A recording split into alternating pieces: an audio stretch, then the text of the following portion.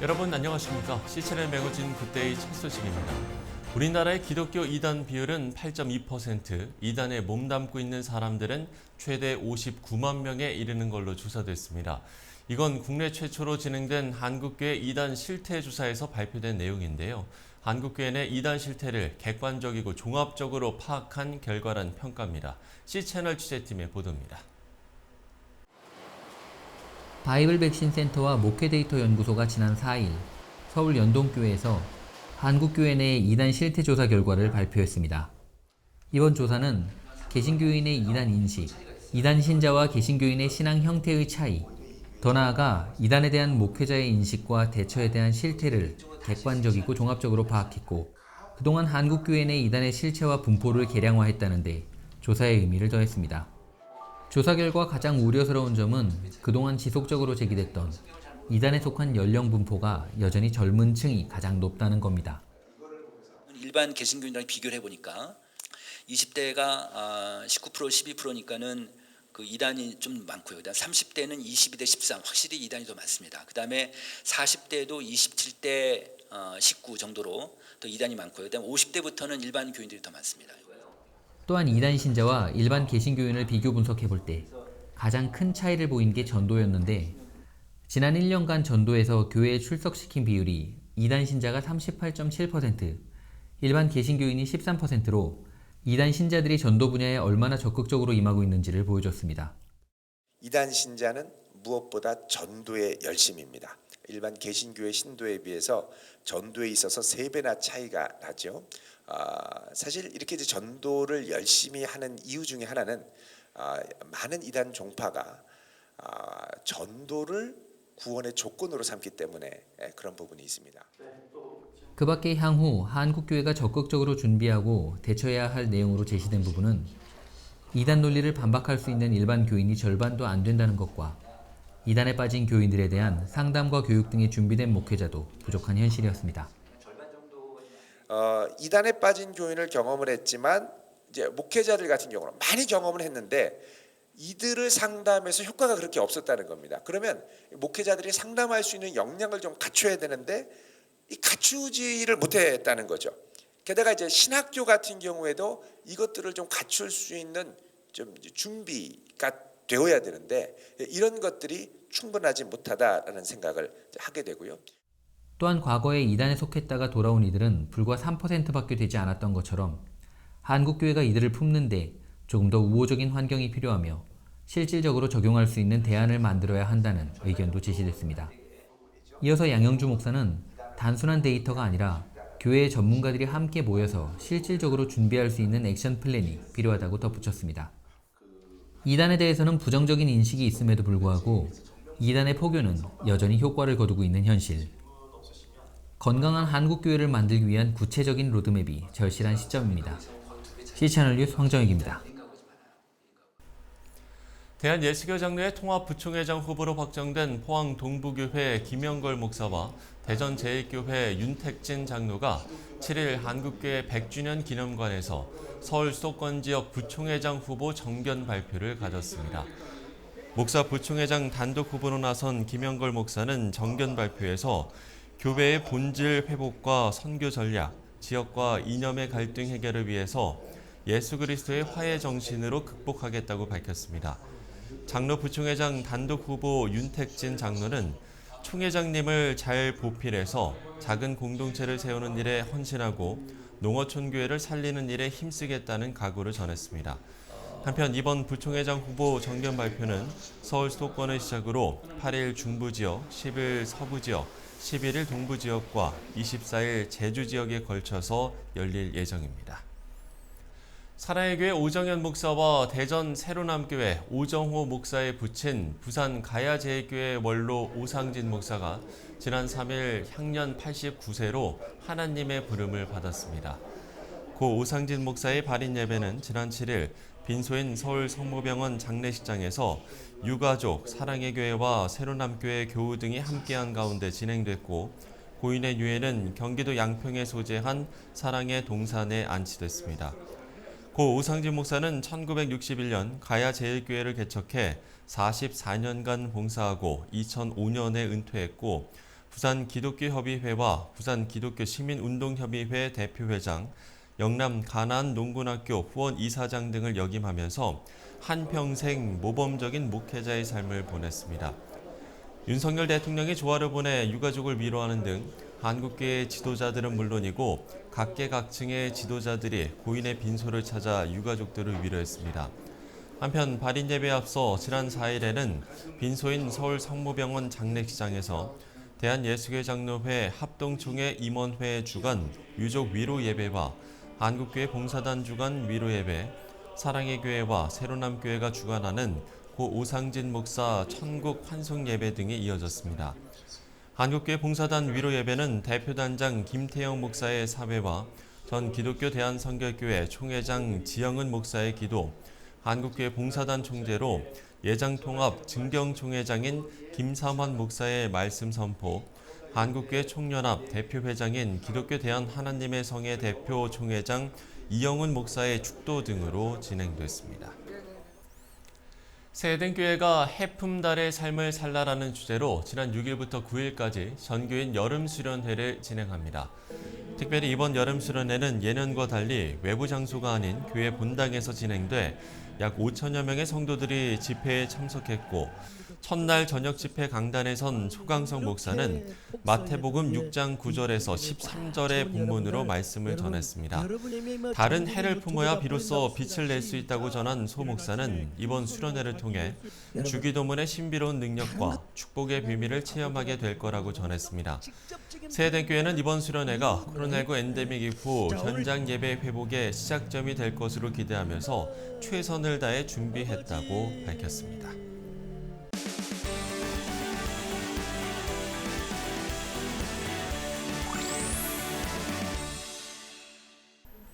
지난 7월 1일부터 중국이 반간첩법을 강화하면서 선교사역에도 더 큰 주의가 필요해졌습니다.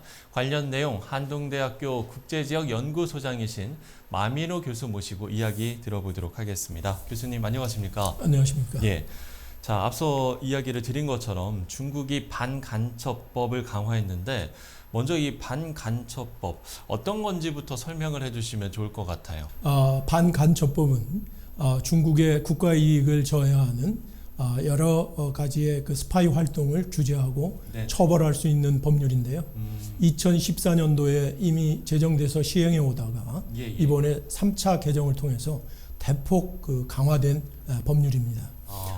이전에 이 법은 주로 국가의 기밀이나 정보에 관한 것에 대해서 제한되어 있었는데 네네. 이제는 이제 경제, 사회, 문화 영역까지 그래서 일반적인 영역까지도 중국의 국가 이익에 반할 경우에는 네네. 처벌할 수 있는 그런 규정입니다. 그러면 이렇게 반간첩법을 강화하는 중국의 어떤 속내라고 해야 될까요? 이런 배경은 어떤 배경이 있습니까? 네, 뭐 지금 현재 중국의 지도자인 시진핑이 집권하고 난 다음에 중국의 첫 번째 국가 목표는 세계 패권을 유지하는 겁니다. 그래서 강한 중국, 그래서 중국몽을 실현한다 이렇게 얘기하는데요. 예. 미중 패권에서 이제는 중국이 더 유리한 조건을 확보하기 위해서 지금 이제 최근에 미중 패권에서 경쟁에서 미국이 중국의 많은 기업들을 스파이 혐의로다가 이렇게 규제하고 처벌하고 있는데요. 예. 중국도 이제 여기에 맞서서 이런 법률을 통해서 미국에 맞서고 그 외에 다른 해외 기업들도 규제해서 중국의 1대1로 이후에 이어지는 이러한 패권을 강화하겠다는 그런 숨은 의도들이 있다고 볼 수 있겠습니다. 자, 앞서 2014년부터 이 반간첩법이 시행이 됐다라고 말씀을 해주셨는데 결국에는 이제 선교사님들이 직접적으로 이 법에 대해서 피부로 느끼실 것 같거든요. 네. 특히나 2018년 즈음에 이제 선교사님들이 대거 추방되기도 하지 않았습니까? 시진핑 정부가 들어서면서 네. 기독교에 대한 통제가 굉장히 많이 강화됐는데 특별히 2018년에 새로운 종교사무 조례가 제정되면서 대부분 한국 선교사들의 한 90% 이상이 다 추방된 그런 경험이 있었죠. 그래서 뭐 대부분 선교사들이 선교 현장을 정리도 못한 상태로 야반 도주하듯이 다 쫓겨나서 현재 이제 중국 선교는 이미 끝났다라는 말이 나올 정도로 중국 선교의 어려움을 겪고 있는데요. 지금 이러한 반간첩법이 발효됐으니까 예. 이제 앞으로는 이제 선교사님들의 활동이 훨씬 더 어려움을 겪게 될 가능성이 크다고 보겠습니다. 중국도 명목상으로는 종교의 자유가 있는 국가 아닙니까? 네, 뭐 헌법상으로는 종교의 자유가 있다고 얘기하는데요. 중국은 크게 종교의 자유와 종교의 활동의 자유를 두 개를 구분하고 있습니다. 개인이 종교를 믿는 것은 가능하다. 네네. 그런데 그것을 대외적으로 표현하는 종교 활동은 공산당과 정부에 의하여 철저하게 통제되고 있습니다. 그래서 실제 종교의 자유가 있다고 말하지만 실제 박해 지수는 전 세계에 10추리 정도 되거든요. 그리고 이제 중국은 정치 우위의 사회입니다. 종교가 정치에 유리할 때는 잘 활용하고 관용하다가 정치에 불리하다 싶으면 강하게 통제하는 이중 정책을 취하고 있는 나라이기 때문에 이정공종이라고 얘기하는데, 그래서 지금 이제 중국이 이렇게 통제 정책을 하지만 개혁 개방 이후에 중국이 한 벌써 기독교 인구가 1억 5천에서 2억 명 정도 급속하게 성장하고 있거든요. 이거에 대해 불안하기 때문에 중국 정부는 이제 이거를 더 통제하는 그런 이유가 되는 거죠. 그 중국 내 기독교 상황이 지금 기독교 인구가 한 2억 정도? 네, 이렇게 뭐 된다는 비공식적입니다만 1억 5천에서 한 2억 정도 전문가들은 보고 있습니다. 그렇군요.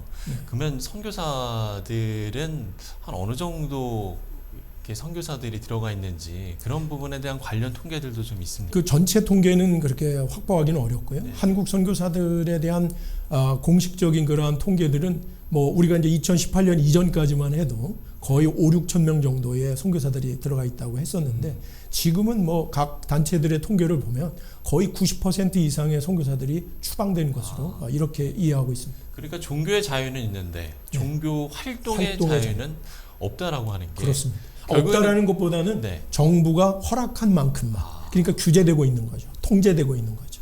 그러면 실제로 뭐 예배를 공식적으로 드린다든가 이런 거가 가능하긴 한 겁니까? 그렇습니다. 삼자교회처럼 정부가 허락한 장소에서 허락한 방법으로 허락한 내용으로 만약에 종교 활동을 하는 거는 할 수 있게 허락합니다.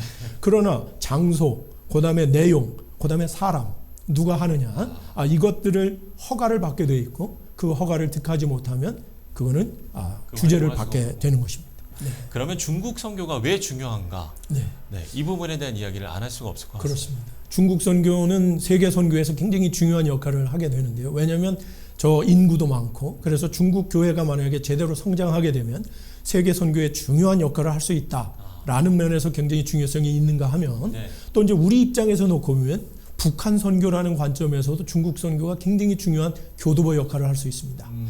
중국과 북한은 가장 긴 국경선을 함께 하고 있고 정치, 경제, 문화적으로 유사성이 많으면서 또 그다음에 조선족이라고 하는 인종적인 그런 그 동질감을 갖고 있는 사람들이 있기 때문에 만약에 중국의 복음화가 된다고 얘기하면 북한 선교에도 굉장히 도움이 된다. 그래서 지금 이미 복음화된 조선족들의 상당 부분이 북한에 들어가서 사역을 하고 있는 것으로 지금 알려져 있고요. 그다음에 이제 또 중국은 우리 3만 명이 넘는 탈북자들의 탈북 통로입니다. 그렇죠. 대부분의 다 그쪽을 통해서 나오기 때문에 그래서 이 탈북민들을 우리가 선교할 수 있는, 그들을 돕고 그들을 한국으로 인도하고 또 복음으로 인도하고 또 통일의 기반이 되는 선교 자원으로 우리가 양성하는 굉장히 중요한 데가 중국이기 때문에 중국 선교는 그만큼 중요하다고 볼 수 있는 것이죠. 그러면 지금 이제 이렇게 된 중국의 상황에서 우리가 앞으로 중국 선교의 방향을 어떻게 잡아가야 할 것인가, 이 부분에 대한 고민을 안 해볼 수가 없을 그렇습니다. 것 같거든요. 네, 늘 하나님은 선교의 문을 한 번도 닫아본 적이 없으시거든요. 한쪽이 닫혔다 싶으면 하나님은 분명히 한쪽을 엽니다. 우리가 하나님께서 열어놓으신 선교의 새로운 문들을 전략적으로 발견하는 통찰력이 중요한 건데요. 이미 세계 선교에 있어서도 지역을 중심으로 하는 지역 선교 개념은 벌써 변했습니다. 그래서 사람을 중심으로 하는 속인주의, 속지주의에서 속인주의로의 전략적인 변화라고 말하는데요. 우리가 중국에 들어가서 선교할 수는 없습니다. 그러나 중국인들은 중국에만 있는 게 아니라 전 세계에 많이 흩어져 있습니다. 그렇죠. 이스라엘부터 시작해가지고 전 남미, 아프리카까지 각 곳에 흩어져 있기 때문에 중국인이 있는 그곳이 중국 선교의 현장입니다. 그러면 그래서 우리가 이제 속인주의라고 얘기하는 건데요. 그래서 그 중국에서 추방된 선교사들을 잘 재훈련해서 특별히 이제 우리가 대부분 추방된 선교사님들이 주로 동남아 저쪽 태국이나 이 말레이시아 또 대만 이쪽으로 가게 되는데 네. 이제 눈을 좀 키워야 됩니다. 그래서 유럽에도 중국인들이 많고 남미에도 중국인들이 많으면 좀 글로벌 시민 교육 같은 국제적인 감각을 조금만 공부하면 이제는 말이죠. 전 세계에 흩어져서 중국 선교를 할 수 있는 엄격하게 얘기하면 중국 인선교가 되겠죠. 이런 기회를 하나님이 훨씬 더 많이 여셨다라는 것을 우리가 알아야 됩니다. 속인주의를 바탕으로 그야말로 좀 패러다임을 좀 전환하는 그렇습니다. 그런 준비들이 필요할 것 같은데 네네. 어찌됐든 이제 우리나라 같은 경우는 미국과 중국의 갈등이 심해지면서 가장 또 큰 영향을 받는 국가이기도 하지 않습니까? 그렇습니다. 그렇기 때문에 이런 국제 정치 질서와 또 선교적 입장에서도 여러 가지 준비들이 필요할 것 같습니다. 네. 그래서 이제 우리 선교사님들이 선교 사역에만 열심을 내고 있는 열심은 있는데 열심이 특심인데 그것만 갖고는 이제 되지 않습니다. 이제 선교의 수준을 좀 높여야 될 필요가 있습니다. 네. 그래서 눈을 들어서 국제 정세가 어떻게 변화되고 있는지 또 선교 지역의 선교 상황의 변화가 어떻게 되고 있는지에 대하여 지역에 대한 이해 그리고 그 선교 전략적인 변화에 대한 것들에 조금 더 민감해야 합니다. 네. 그래서 그 부분들을 이해하고 하나님께서 새롭게 여시고 있는 선교 전략이 어느 부분인지를 통찰력 있게 찾아낼 수 있는 이러한 능력들이 굉장히 필요한 거고요. 그래서 특별히 이번에 이제 코로나19 이후에 나타난 HT라고 말하는데 하이 테크놀로지, 하이 터치. 뭐냐면 우리가 아날로그로만 만나는 것만 깊은 터치가 일어나는 게 아니라 온라인으로도 깊은 터치가 가능하다는 거죠. 그래서 사이버 선교의 개념이 벌써 하나님 열어주셨거든요. 이미 앞서 있는 선교 단체들이나 선교사님들은 줌으로 중국에 들어가지 않지만 중국에 있는 가정교회 지도자들을 열심히 훈련하고 있는데 좋은 성과들이 있습니다. 코스트도 굉장히 많이 다운됩니다. 거기 선교사가 거기에 거주하고 와서 들어가는 비용보다 네. 줌으로 하는 거, 그다음에 다른 또 툴들이 감춰진 툴들이 많이 있거든요. 이런 것들을 활용하면 저비용 고효율에 효과적인 그런 선교들을 할 수 있는 기회가 얼마든지 열려져 있다. 이렇게 볼 수 있습니다. 예. 이야기를 마무리하면서요. 그야말로 지속적으로 달라지는 국제 정세에 따라서 선교적 차원의 어떤 준비와 기도 필요할 것 같은데요. 어떻게 기도를 하면 좋을지 끝으로 기도 제목 나눠주시면 좋을 것 같습니다. 네. 아까도 말씀드렸던 것처럼 하나님은 선교의 문을 한 번도 안 닫으시거든요.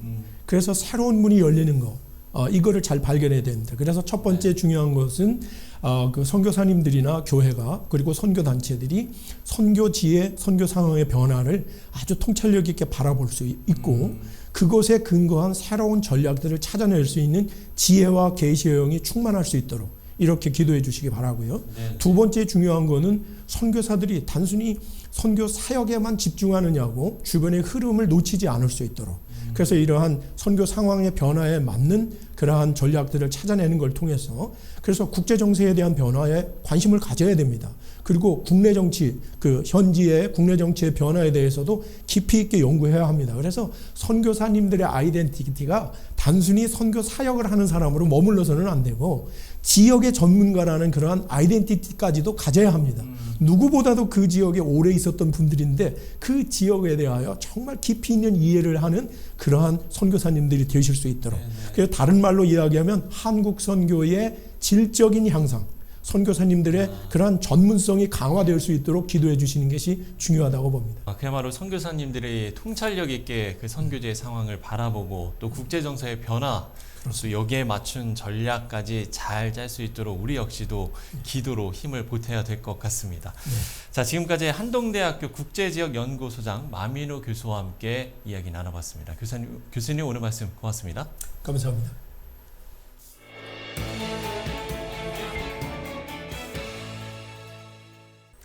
네, 무더운 날씨 속에 각 교회마다 여름 사역이 진행되고 있습니다. 폭염과 더불어서 태풍 소식도 있어서 각별한 주의가 필요한데요. 큰 은혜 가운데 그리고 무엇보다 안전하게 마무리되길 기도합니다. C채널 매거진 굿데이 오늘 순서는 여기까지입니다. 시청해주신 여러분 고맙습니다.